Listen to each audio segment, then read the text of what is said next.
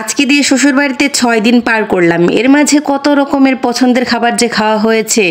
ভর্তার সাথে খুদের ভাতটা আমাদের সবারই খুব পছন্দ, এটা আমাদের মিস যায়নি। প্রতিবারই দেখা যায় শ্বশুরবাড়িতে এলে খুদের ভাত ভর্তা করা হয়। এবার নতুন ধান থেকে পাওয়া চালের খুদ দিয়ে ভাত রান্না করা হয়েছে, সেই সাথে বানানো হয়েছে সরিষা ভর্তা, লাল মরিচের ভর্তা, কালোজিরা ভর্তা আর কচু পাতার ভর্তা। উঠোনে যখনই দেখা যায় রোদের তাপমাত্রা বেশি, আকাশে মেঘ নেই, তখনই ধান মেলে দেওয়া হয়। ধানের সিজনে সারাদিনে কয়েক ধাপে আবহাওয়ার পরিবর্তন দেখা যায়। এই 1-2 ঘন্টার জন্য দেখা যাবে খুব রোদ, আবার একটু পরে বৃষ্টি নামবে।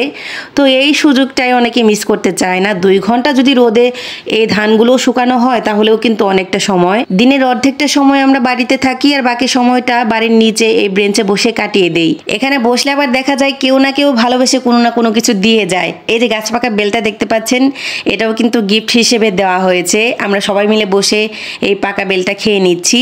সাথে অনেকগুলো গাছ থেকে তাল পেড়ে আনা হয়েছে। এই তালের রাসগুলো খেতে কিন্তু খুবই সুস্বাদু। আমি তালের রাস, তালের শ্বাস দুটোই বলি। অনেকগুলো পেড়ে আনা হয়েছে, একটা একটা করে কেটে দেওয়া হচ্ছে। আমি আবার এক পিস করে 3 পিসের মতো খেয়েছি। মাশাল্লাহ, আমরা সব মিলিয়ে এখানে 10 থেকে 12 জন সদস্য আছি। তো সবাই এই তালগুলো খেয়ে শেষ করেছি। এতগুলো তাল আনা হয়েছিল কিন্তু একটাও বাদ যায়নি, সবগুলো খাওয়া হয়েছে। আমরা খাচ্ছিলাম আর বলছিলাম এই তালগুলো যদি কিনে খেতাম, এক একটা তাল 30 থেকে 40 টাকা পিস রাখতো, আর সেগুলো খেয়ে মনও ভরতো না। তো গাছ থেকে পেড়ে এনে আমরা সবাই ইচ্ছা মতো খেয়েছি। আমার মেয়েটা বাড়িতে আসার পর নতুন ঘরে বেশি সময় কাটাচ্ছে, ও ওখানে বসে অনেকটা সময় খেলে। তো আমি আবার আরেকটা জিনিস নিয়ে এসেছি, এটা হচ্ছে কুমড়ো পাতা, চাল কুমড়ো পাতা যেটাকে বলে। এই পাতার ভাজা আমার খেতে এত ভালো লাগে। আমার শাশুড়িমা খুব সুন্দর করে এই পাতাটা ভেজে দেন ডাল দিয়ে, সরিষা দিয়ে। তো আজকে সরিষা দেওয়া হয়নি, ডাল, পেঁয়াজ বাটা, সাথে হচ্ছে কাঁচামরিচ বেটে খুব সুন্দর করে পাতায় মাখিয়ে নিচ্ছেন। সেই দিন বাড়িতে একবার বলেছিলাম যে আমার না খুব কুমড়ো পাতার বড়া খেতে ইচ্ছে করেছে। আমরা বাসায় চলে যাব শুনে আমার শাশুড়িমা এটা বানাতে মোটেও ভুল করেননি।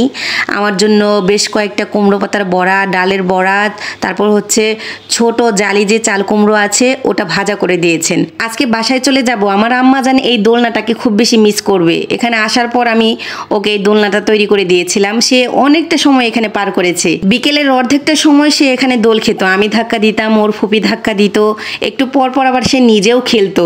তো যাওয়ার সময় সে আমাকে বলতেছে, মামা আমি না এই দোলনাটাকে খুব মিস করব।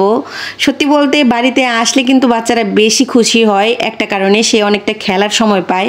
বাসায় গেলেই তো আবার সেই দৈনন্দিন কাজকর্মে লেগে পড়বো, ওরও স্কুল থাকবে, তার উপর খেলাধুলা করার মতো ওরকম খোলামেলা জায়গাও পাবে না। তবুও বাসায় তো যেতেই হবে। বাড়িতে আসি ছুটি কাটানোর জন্য, একটু ঘুরে বেড়ানোর জন্য।